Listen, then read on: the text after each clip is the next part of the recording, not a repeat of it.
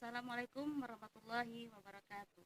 Perkenalkan, nama saya Andraini, mahasiswa PPG YIN Bukit Tinggi tahun 2021-2022. Mohon dukungannya ya, terima kasih.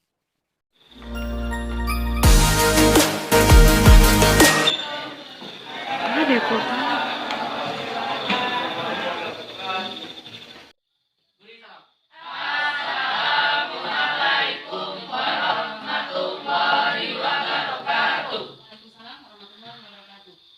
Sebelum kita mulai pelajaran pada pagi hari ini, baiknya membaca doa. Berdoa dimulai.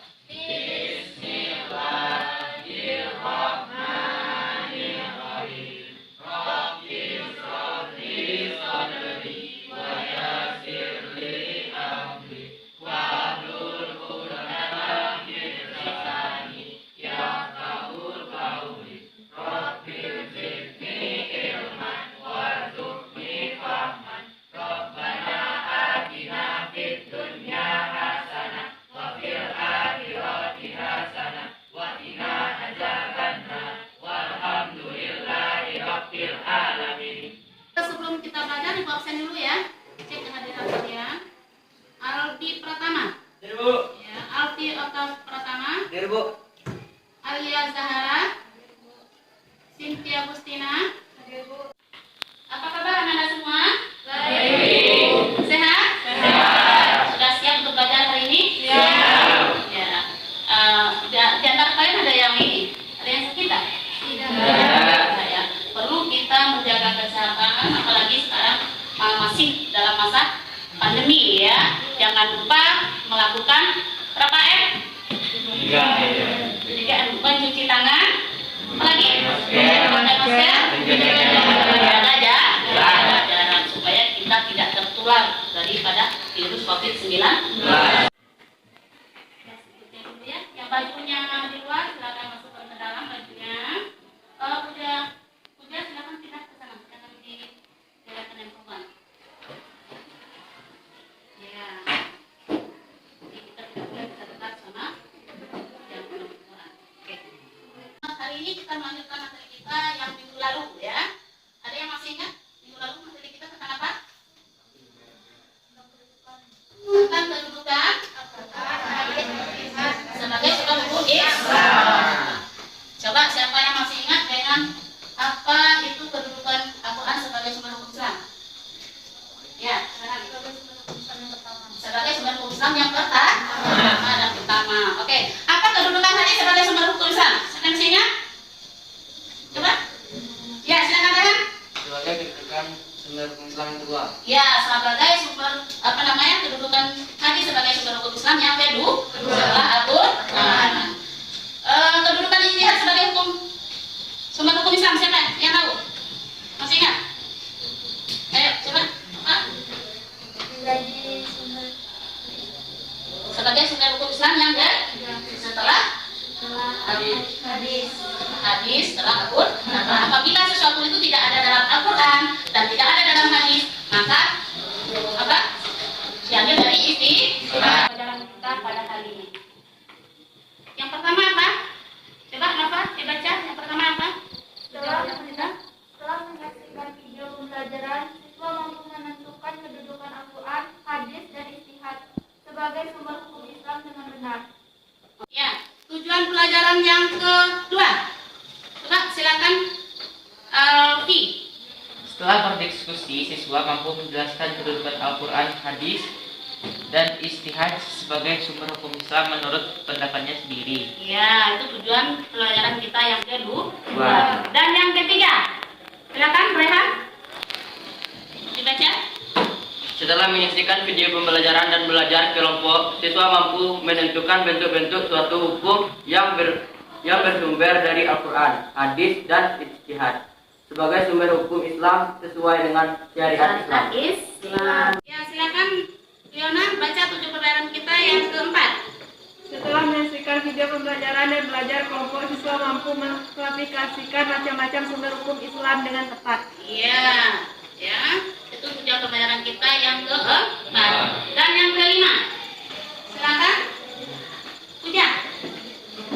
Setelah menyaksikan video pembelajaran atau PPT Ya. dan mengikuti proses belajar mengajar siswa, mampu menguraikan macam-macam sumber hukum Islam dengan benar. Ya, ya itulah tujuan pelajaran kita yang kelima. Ya, yang kelima. Oke, sebelumnya Ibu tanya, apa hukumnya kita mengerjakan sholat? Wajib. Wajib. Apa itu wajib? Ya, apabila dikerjakan mendapat pahala, apabila ditinggalkan berdosa. Nah, anak kecil wajib mengerjakan sholat?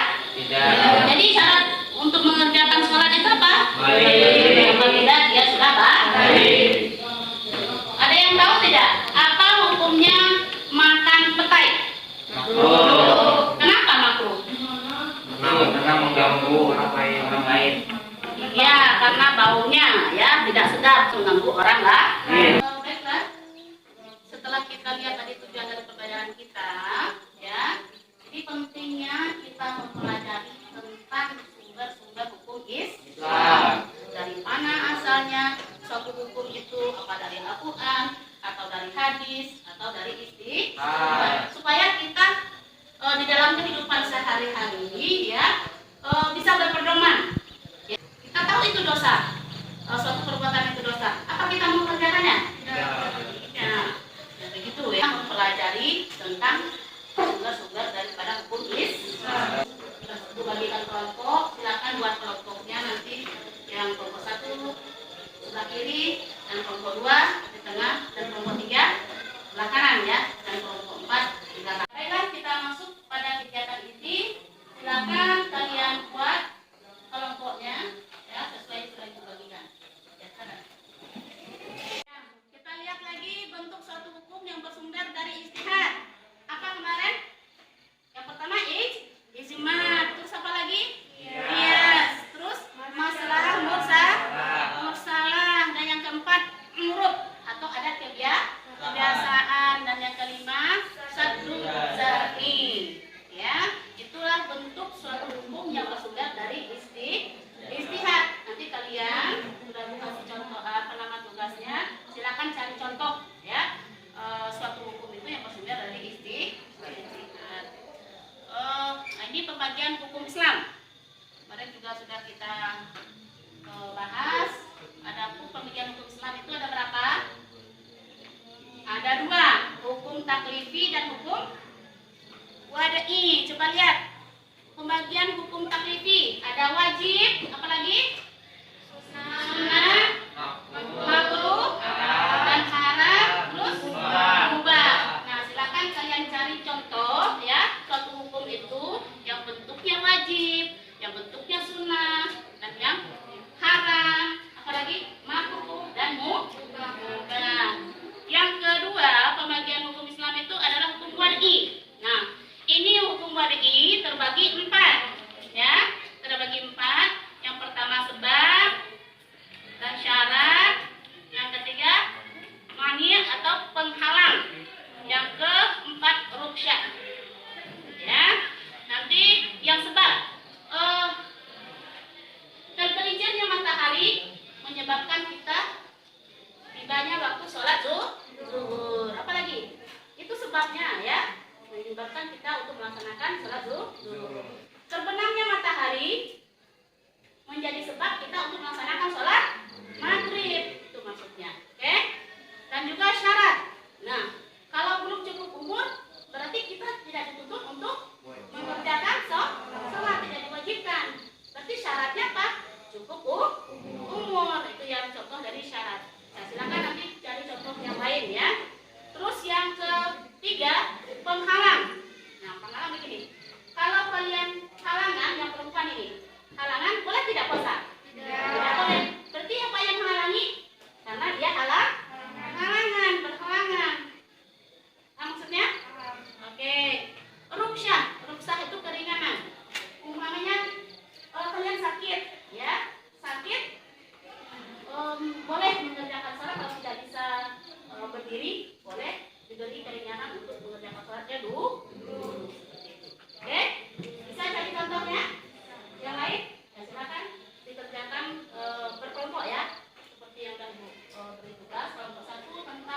Suatu hukum yang bersumber dari Al-Quran. Kelompok 2, langsung aja. Suatu hukum yang bersumber dari hadis. Dan yang kelompok 3, suatu hukum yang bersumber dari ijtihad. Dan yang kelompok 4, pembagian daripada hukum. Ya, sudah dikerjakan? Sudah kelompoknya? Ya. Kita ini ya, dipersilakan kalian untuk menyampaikan hasil kerja kelompoknya. Kita mulai dari kelompok 1. Assalamualaikum warahmatullahi wabarakatuh. Waalaikumsalam warahmatullahi wabarakatuh. Baiklah, kami akan menyampaikan hasil presentasi atau hasil diskusi kelompok kami, yaitu tentang bentuk-bentuk suatu hukum bersumber dari Al-Quran. Adapun suatu hukum yang bersumber dari Al-Quran yang berkaitan dengan yang pertama, akidah atau keimanan. Contohnya, perintah untuk beriman kepada rukun Islam dalam Quran Surah An-Nisa ayat 136 yang artinya saja, wahai orang-orang yang beriman, tetaplah beriman kepada Allah Subhanahu wa Ta'ala dan Rasul-Nya dan kepada kitab yang diturunkan kepadanya. Yang kedua, syariah dan ibadah. Hukum ibadah contohnya perintah mengerjakan sholat, puasa, zakat, haji, dan lain-lain. Dalam Quran Surah Al-Baqarah ayat 34 yang artinya saja, dan didirikan sholat, tunaikanlah zakat, dan rukuklah bersama orang-orang yang merukuk. Hukum muamalah contohnya tata cara jual beli, hukum waris, pernikahan, dan lain-lain. Dalam Quran Surah Al-Baqarah ayat 275 artinya saja, dan Allah telah menghalalkan jual beli dan mengharamkan juga. Yang ketiga, akhlak atau perilaku. Dalam Al-Quran juga mengatur tentang akhlak manusia kepada Allah Subhanahu wa Ta'ala, yang contohnya saja Allah Subhanahu wa Ta'ala berfirman dalam Quran Surah Al-Fusilat ayat 23 artinya saja, dan yang demikian itu adalah prasangkamu yang telah kamu sangka kepada Tuhanmu. Dia telah membinasakan kamu, maka jadilah kamu termasuk orang-orang yang merugi. Demikianlah presentasi dari kami. Terima kasih. Ya, sama-sama sudah kita dengar tadi ya presentasi dari kelompok 1. Kalian yang lain ada yang mau ditanyakan enggak? Tadi kelompok 2, ya silakan. Kami dari kelompok 2 ingin bertanya kepada kelompok 1. Ya. Bagaimana kita mengetahui bahwa suatu hukum itu bersumber dari Al-Quran? Ya, bagaimana kita mengetahui bahwa suatu hukum itu bersumber dari Al-Quran? Nah, silakan kelompok 1. Baiklah, kami akan menanggapi pertanyaan dari kelompok 2. Kita harus mempelajari dan memahami makna serta isi kandungan Al-Quran. Baru kita bisa mengetahui bahwa suatu hukum itu berasal dari Al-Quran. Ya. Silakan kelompok 2 untuk menyampaikan hasil kerja kelompoknya. Assalamualaikum warahmatullahi wabarakatuh. Waalaikumsalam warahmatullahi wabarakatuh. Baiklah, kami dari kelompok 2 ingin mempresentasikan hasil diskusi kami, Ya. yaitu bentuk-bentuk suatu hukum yang bersumber dari hadis. Adapun bentuk suatu hukum yang bersumber dari hadis sebagai berikut. 1. Memperkuat hukum yang ditetapkan Al-Quran. Contoh, ayat Al-Quran yang memerintahkan kita agar menjauhi perkataan dusta. Surat Al-Hajj ayat 30 yang artinya, dan jauhilah perkataan dusta. Diperkuat oleh hadis yang artinya, awas, jauhilah perkataan dusta. 2. Memberi rincian dan penjelasan terhadap ayat yang masih bersifat umum. Contoh, Al-Quran memerintahkan sholat. Perintah sholat di dalam Al-Quran masih bersifat umum, sehingga diperjelaskan dengan hadis Rasulullah SAW tentang sholat, baik tentang tata cara sholat maupun jumlah rakaatnya. Hadis berbunyi, yang artinya, sholatlah kalian sebagaimana kalian melihat aku sholat. Yang ketiga, menerangkan maksud dan tujuan ayat yang ada dalam Al-Quran. Contoh, di dalam surat Al-Taubah surat ke-9 ayat 34 yang artinya, orang-orang yang menyimpan emas dan perak kemudian tidak dibelanjakan di jalan Allah Subhanahu wa Ta'ala, gembirakanlah mereka dengan azab yang pedih. Ayat ini dijelaskan oleh hadis yang berbunyi artinya, Allah Subhanahu wa Ta'ala tidak mewajibkan zakat kecuali menjadi baik harta-hartamu yang sudah dizakatkan. Yang keempat, menetapkanlah hukum baru yang tidak terdapat dalam Al-Quran. Maksudnya adalah bahwa jika suatu masalah tidak terdapat Al-Quran. Diambil dari hadis yang sesuai. Contoh, bagaimana hukumnya laki-laki yang menikahi saudara perempuan istrinya? Hal tersebut dijelaskan dalam sebuah hadis Rasulullah SAW. Dilarang seseorang mengawini secara bersama seorang perempuan dan saudara dari ayahnya serta orang perempuan dengan saudara perempuan dari ibunya. Sekian presentasi kami. Terima kasih. Ya, sama-sama sudah kita dengar tadi ya presentasi dari kelompok dua, yaitu yang menjelaskan bentuk suatu hukum yang bersumber dari hadis. Ada yang mau ditanyakan dari kelompok lain? Ya silakan kelompok 3. Kami dari kelompok 3 bertanya ke kelompok 2. Ya. Bagaimana kita tahu bahwa suatu hukum itu bersumber dari hadis? Ya, bagaimana kita tahu bahwa suatu hukum itu yang bersumber dari hadis? Silakan kelompok 2. Baiklah, kami dari kelompok 2 ingin menjawab pertanyaan dari kelompok 3. Adapun kita mengetahui suatu hukum itu bersumber dari hadis adalah dari kita mempelajari dari memahami hadis-hadis Rasulullah Shallallahu Alaihi Wasallam. Sekian, Ya. terima kasih. Oke, sekarang kita dengar ya presentasi dari kelompok 3. Ya, silakan kelompok 3. Assalamualaikum warahmatullahi wabarakatuh. Waalaikumsalam warahmatullahi wabarakatuh. Kami dari kelompok 3 ingin mempresentasikan hasil kerja kelompok kami, Ya. yaitu tentang bentuk-bentuk suatu hukum bersumber dari ijtihad. Ya. Adapun bentuk-bentuk suatu hukum yang bersumber dari ijtihad sebagai berikut. 1. Ijma. Contoh, kesepakatan para ulama menetapkan hukum melakukan sholat pada bulan puasa. Menyelenggarakan sholat Jumat 2 gelombang di masjid dibolehkan karena adanya penerapan physical distancing dengan tujuan mencegah penularan wabah virus COVID-19. 2. Kias. Contohnya haram hukumnya minum bir, whisky, narkotika yang dikiaskan dengan khamar dalam Al-Quran karena keduanya mempunyai kebersamaan akibat, yaitu sama-sama memabukkan. 3. Masalah musalah. Contoh, larangan kantin sekolah menjual rokok supaya siswa tidak merokok. 4. Muruk atau adat kebiasaan. Contoh, jual beli dengan isyarat atau tidak menggunakan akad jual beli dan pembeli memberi uang seharga barang, kemudian mengambil barang tersebut. Hal ini boleh karena keduanya sama-sama untung. Yang kelima, saddu zaki. Contoh, memberantas tempat maksiat agar rakyat tidak berbuat maksiat. Sekian presentasi dari kami. Terima kasih. Ya, ya sama-sama sudah kita dengar tadi ya penyampaian hasil kerja kelompok 3. Ada yang bertanyakan kelompok lain? Ya silakan kelompok 4. Yang kelompok 3 menanggapi nanti pertanyaan kelompok 4. Kami dari kelompok 4 ingin bertanya kepada kelompok 3. Apa maksudnya jual beli dengan isyarat atau tidak menggunakan akad jual beli? Ya.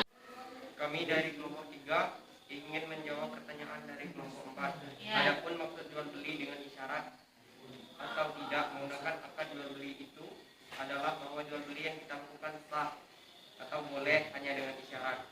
Walaupun kita tidak mengucapkan akad jual beli seperti aku beli barang ini kata pembeli dan aku jual barang ini kata penjual. Di kelompok 4 silakan untuk menyampaikan hasil kerja kelompoknya. Assalamualaikum warahmatullahi wabarakatuh. Waalaikumsalam warahmatullahi wabarakatuh.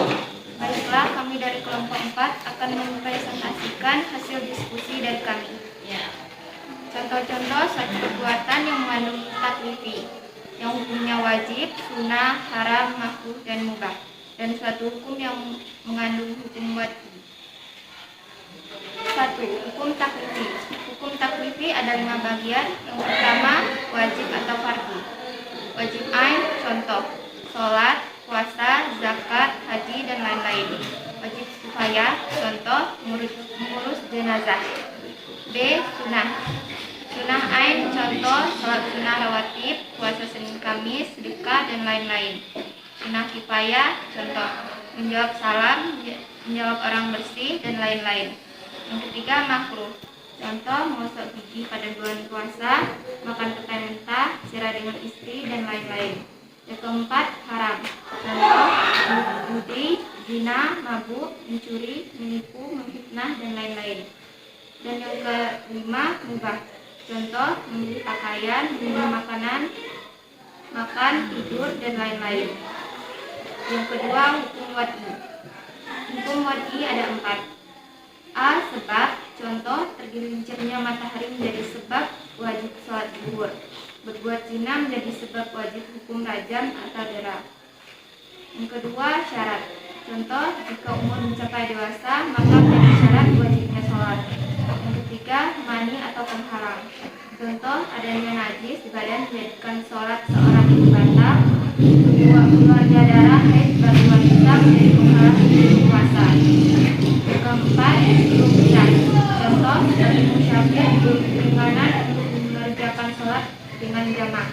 Kasyar, orang sakit diberi keringanan sholat wudhu atau berbaring. Ya, sama-sama sudah kita dengar tadi ya presentasi dari kelompok 4. Kelompok lain ada yang mau bertanyakan? Yang mau ditanyakan silakan. Kami dari kelompok 1 akan bertanya ke Bapak, kenapa makan mentah itu hukumnya makruh dan bagaimana pula dengan makan jengkol muda? Ya, kenapa memakan petai itu hukumnya makruh dan bagaimana pula dengan memakan jengkol muda? Jadi apa hukumnya? Ya, silakan kelompok 4 untuk menjawab. Baiklah, kami akan menjawab pertanyaan dari kelompok 1. Ya. Karena makan petai sesuatu yang dibenci atau tidak disukai. Dari baunya membuat orang lain terganggu. Sama halnya memakan jengkol. Hukumnya juga makruh, yaitu dikerjakan tidak berdosa dan jika ditinggalkan mendapat pahala. Baiklah anak-anak semua, ya. Sudah sama-sama kita dengar tadi penyampaian hasil kerja kelompok dari kelompok 1, 2, 3. Ya, kita masuk pada kesimpulan ya pembelajaran kita pada hari ini. Coba kita lihat, bersikap rasional, kritis, dan logis dalam beragama berarti selalu menanyakan landasan setiap daripada amalan keagamaan yang kita lakukan. Ya. Terus yang kedua, merealisasikan dan menerapkan hukum-hukum Islam dalam kehidupan akan membawa manfaat besar bagi manusia. Ya. Semua aturan atau hukum yang bersumber dari Allah Subhanahu wa taala dan Rasulnya merupakan suatu aturan yang dapat membawa kemaslahatan hidup dunia dan akhirat, akan membuat kita selamat hidup di dunia dan di akhirat. Baiklah, nanti kita ada tugas ya. Silakan kalian kerjakan tugas yang Ibu kirim di Google Form ya. Nanti di WA masing-masing. Silakan kalian kerjakan tugas dan dikumpulkan nanti paling lambat minggu depan. Ya anak-anak semua, ya mungkin cukup sampai di sini materi kita pada hari ini. Ya silakan ketua kelas untuk bersyukur. Untuk mengakhiri pelajaran kita pada hari ini, marilah kita